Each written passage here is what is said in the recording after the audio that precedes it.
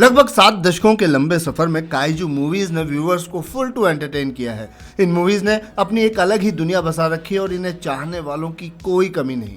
Godzilla, Kong, Mothra, king गिदोरा और भी न जाने कितने टाइटन्स हैं जिनका एक सॉलिड फैन बेस है और उनके बारे में ज़्यादा से ज़्यादा जानने के लिए इनके फैंस हमेशा एक्साइटेड रहते हैं। और हो भी क्यों ना, इनके चारों ओर की दुनिया एक अलग ही एक्साइटमेंट और पागलपन से भरी है।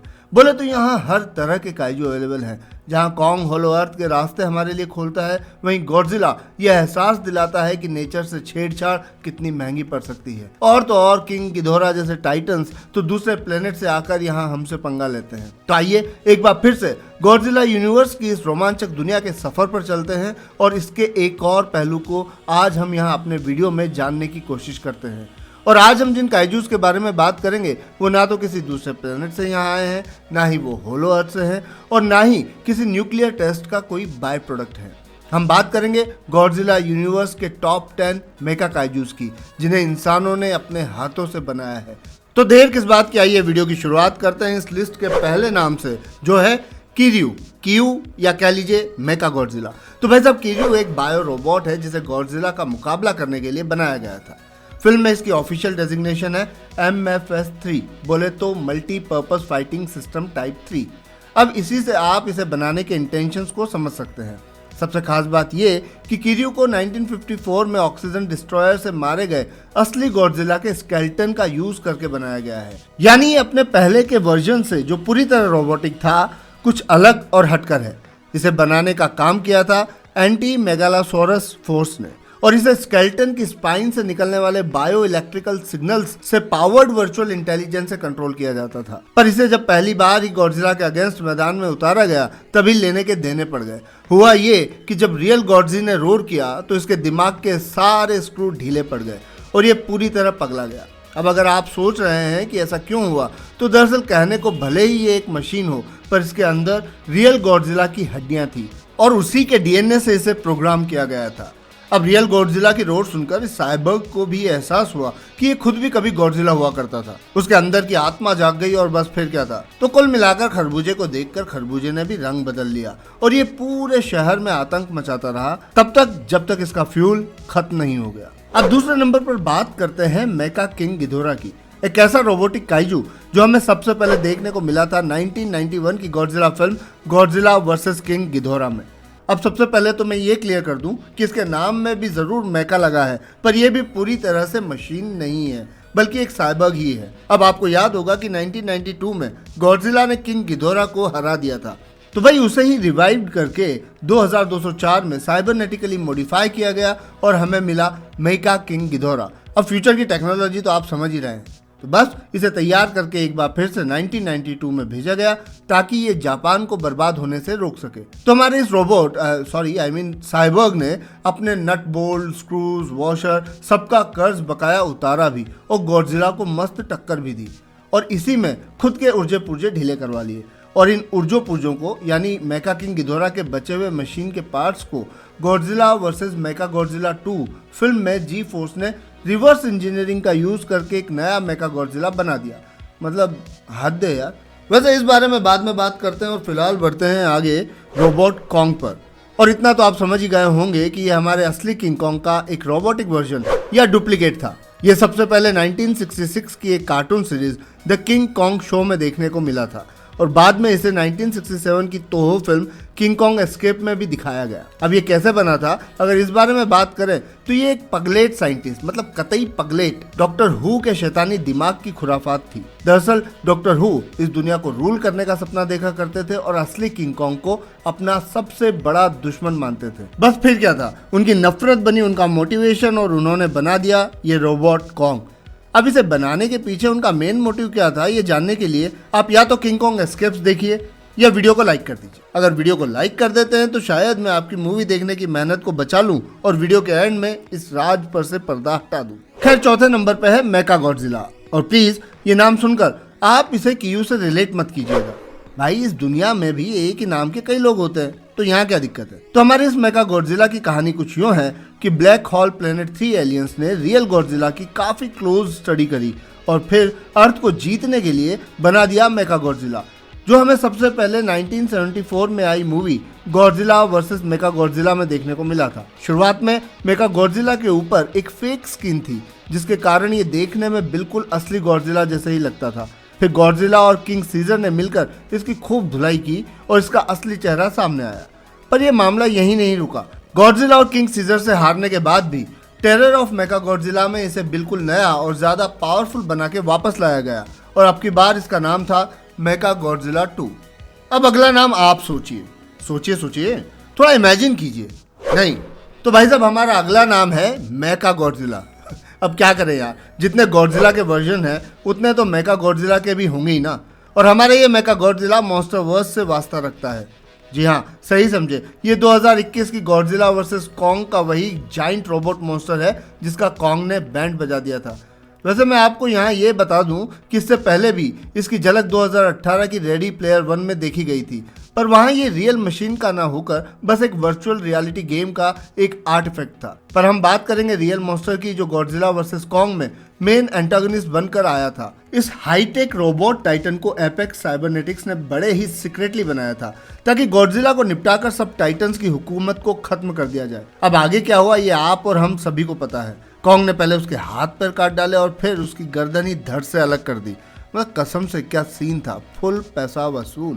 अब देखिए, हमने शोवा ईरा की बात कर ली, मॉन्स्टरवर्स की बात कर ली, फिर ऐसे ईरा को कैसे पीछे छोड़ सकते हैं। तो चलिए बात करते हैं सुपर मेका गॉडजिला की, जो 1993 में आई मूवी गॉडजिला वर्सेस मेका गॉडजिला 2 में हमें दिखा था।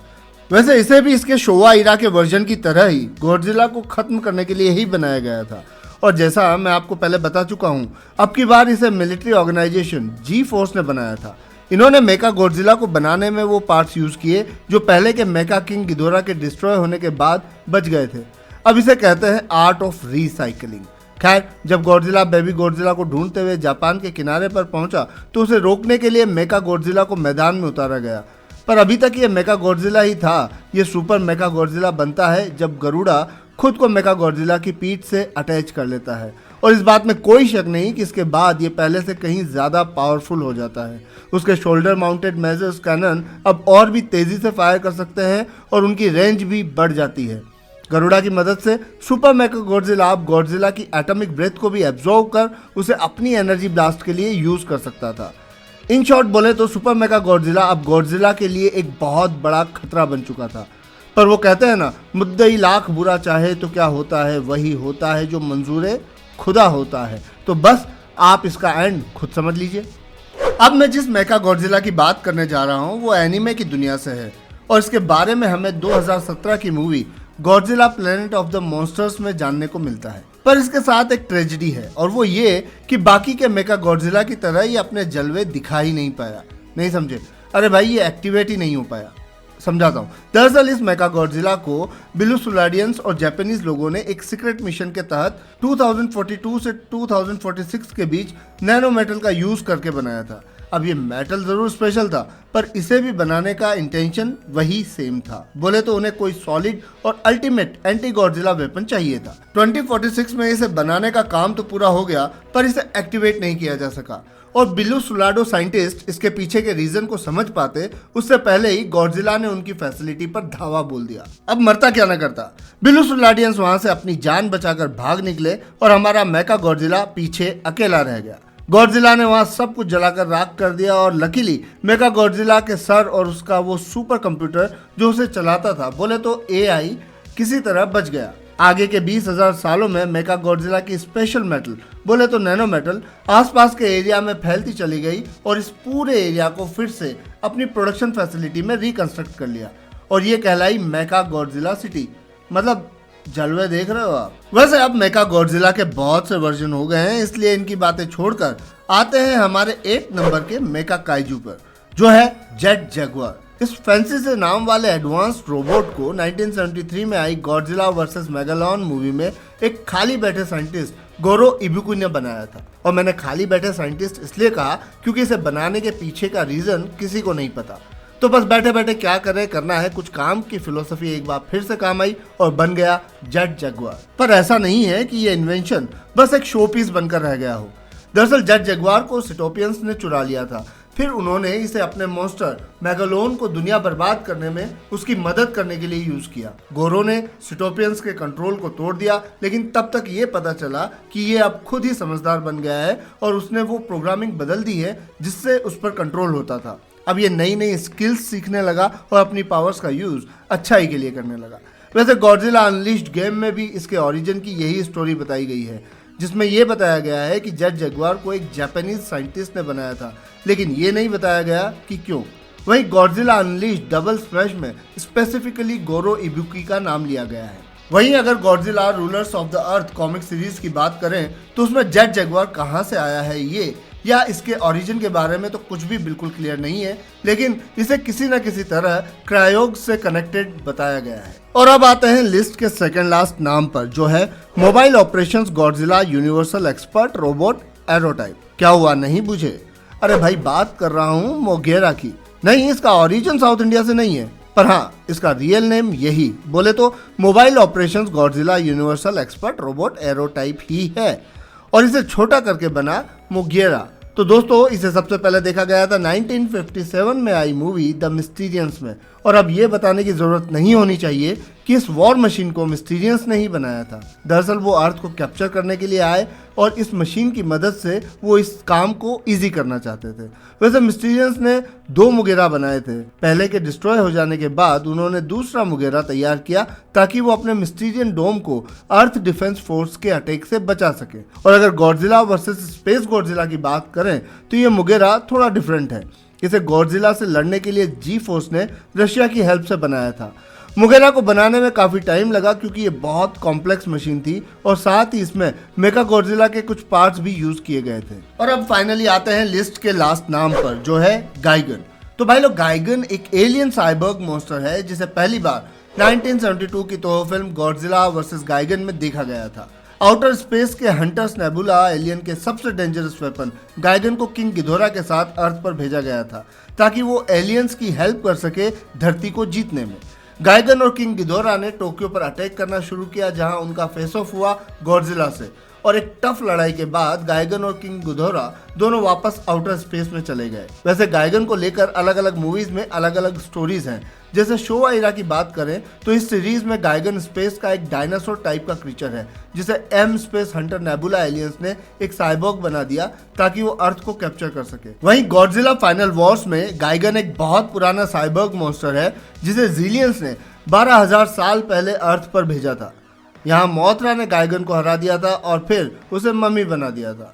बाद में अर्थ डिफेंस फोर्स ने गाइगन की मम्मी को एक शहर में ढूंढ लिया और जीलियंस के इन्वेंशन के समय प्लेनेट एक्स के कंट्रोलर ने इस मम्मी को वापस से जिंदा कर दिया। गॉडजिला एनिमे ट्रायलॉजी में तो गाइगन को साइबेरिया के पास समुद्र में सोता हुआ पाया गया था, जिसके बाद उसे एग्जिप और बिलोसुलारो की टेक्नोलॉजी की मदद से मॉडिफाई किया गया और धीरे धीरे वो गॉडजिला से लड़ने के लिए एक साइबर्ग वेपन में बदल गया। कुल मिलाकर जितने मुंह उतनी बातें, पर हाँ ये आउटर स्पेस का साइबर्ग था दमदार, क्योंकि लड़ते वक्त गॉडजिला का जितना खून इसने बहाया है उतना शायद अभी तक किसी ने नहीं बहाया। तो भाई लोग, यहाँ टाइम आ गया है कि मैं आपको गुड बाय कहूँ और उम्मीद करूँ कि मेरे कहे बिना ही आप वीडियो को लाइक और चैनल को सब्सक्राइब कर देंगे। और अगर आपने ऐसा कर दिया है तो धन्यवाद, आभार, शुक्रिया, मेहरबानी एंड थैंक यू। तो फिलहाल के लिए इतना ही। जल्द ही मिलते हैं हमारी नेक्स्ट ऐसे ही धांसू वीडियो में। तब तक के लिए खुश रहें, मस्त रहें और तंदुरुस्त रहें।